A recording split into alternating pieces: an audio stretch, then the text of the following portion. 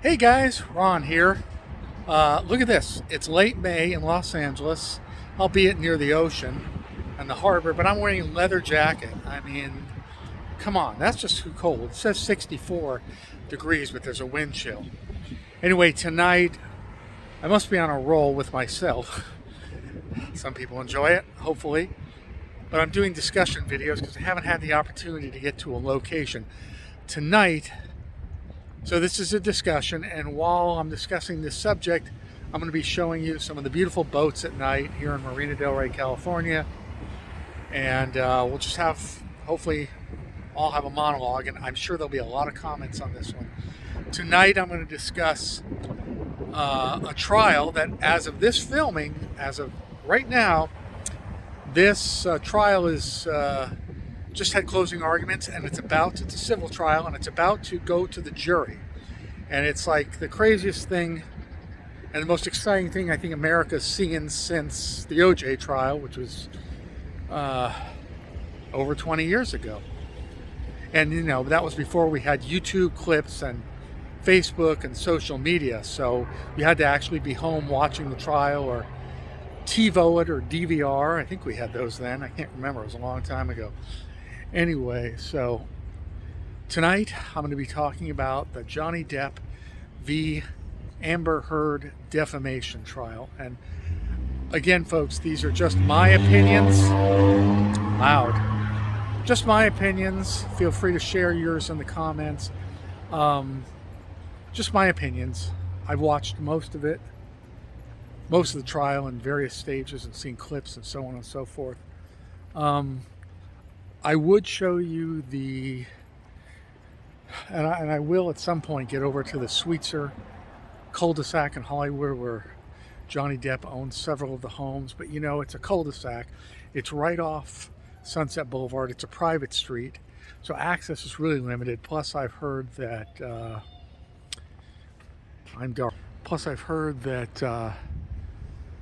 their security, not security, well, their security too, but that there's what you've seen in some of my other videos, the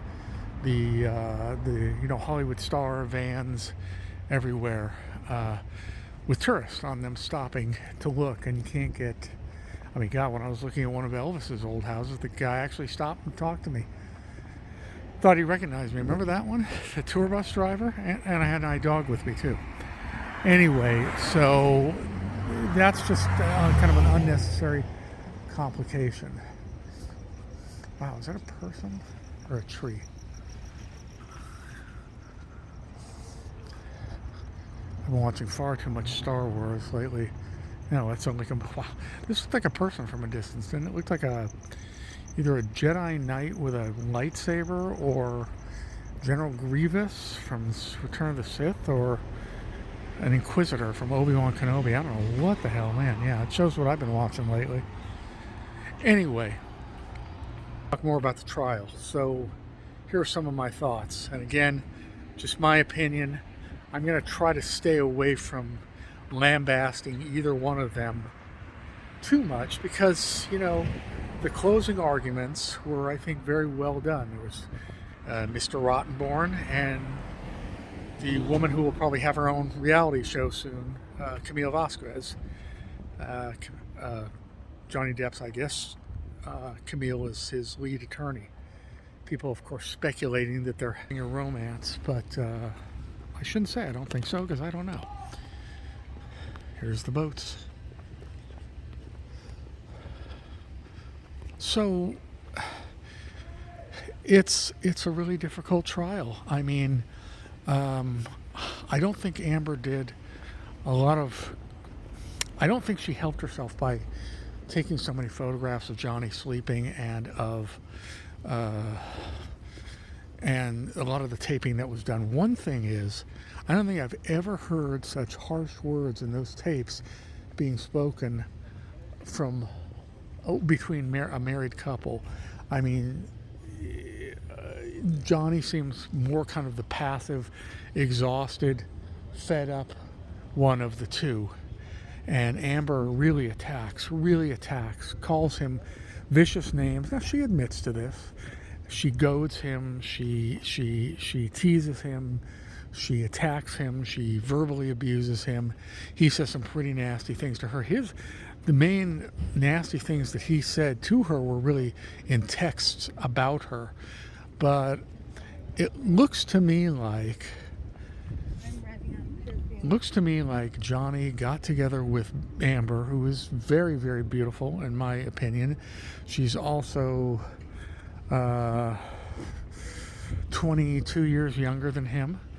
And, Johnny had had a series of failed relationships, but he was in a long-term relationship, very long-term. What was it, 15 years, 14 years with his partner, who is the mother of his children. And I've learned all this since the trial. How much pop culture can we follow? Anyway, it seems to me that what happened was that Johnny quickly felt that he was in over his head, meaning here he has this.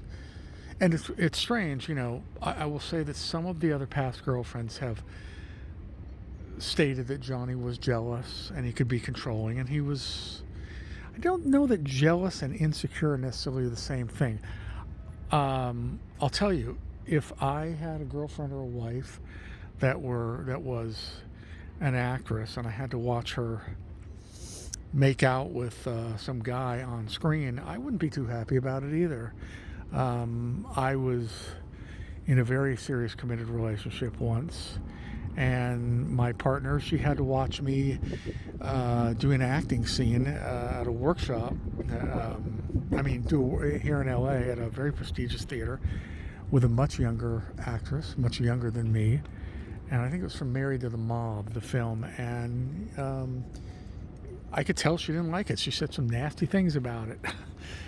And, we kissed because it was in the scene, not because I was cheating on my girl.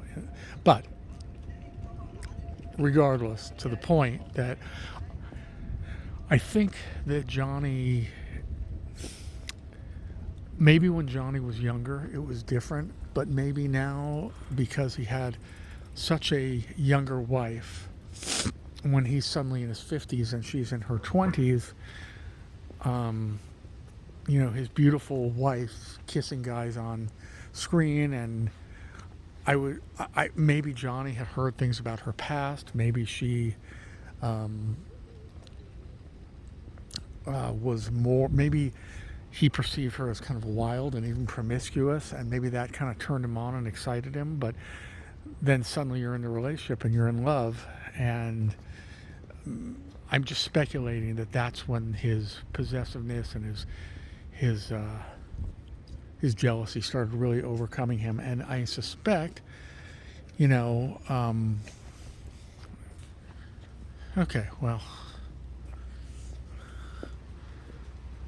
the dog was off leash and it was coming right towards me, and not that I feared the dog, I would just never let mine off leash, and it was going to interrupt my speech here, so I had to pause for a moment. Anyway, I think that's what I speculate happened. I think that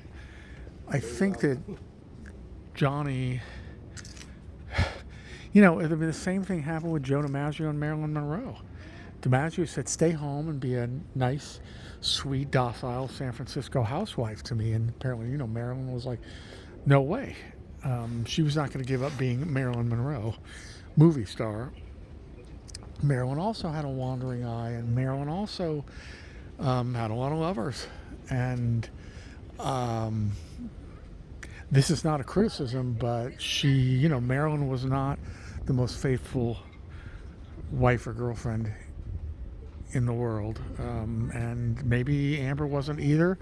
Maybe Johnny knew it. And I suspect that the more Johnny tried to, from her point of view, control Amber, the more Johnny said, stay home, you don't have to work, I'll take care of you. I think the more that spurred on Amber to, they're on different wavelengths. When you're 22 years apart, I think she's young and ambitious, and well, she is apparently, according to Johnny, her ambition is the main thing. But I think that the more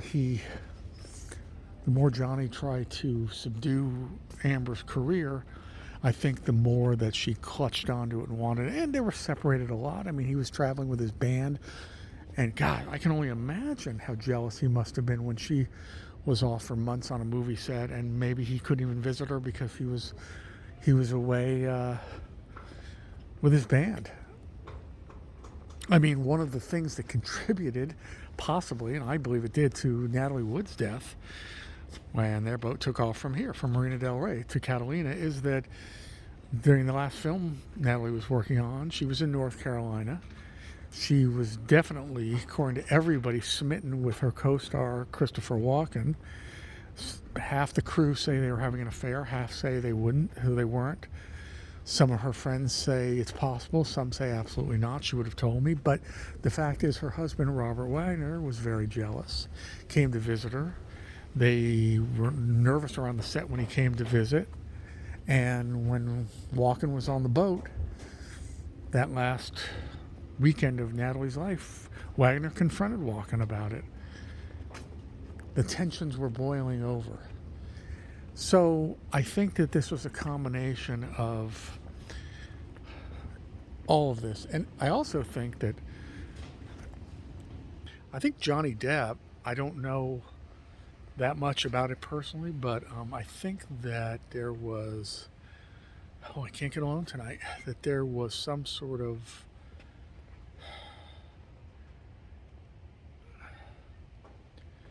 I'm searching for the words here, some sort of,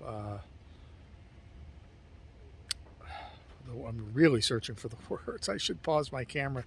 But I think that there was an allergy or something to alcohol. I think it's pretty clear that when Johnny was feeling bad, he would indulge, he would drink, and he would drug, which is, I mean, really what everybody does. And he, self-medicating. And he, in his opening statement, when he was first on the stand, said that, I mean, I think this was an exaggeration, but he said more or less he doesn't drink or drug to get high, or he says he does it to, self-medicate all the demons from his childhood and that he still has.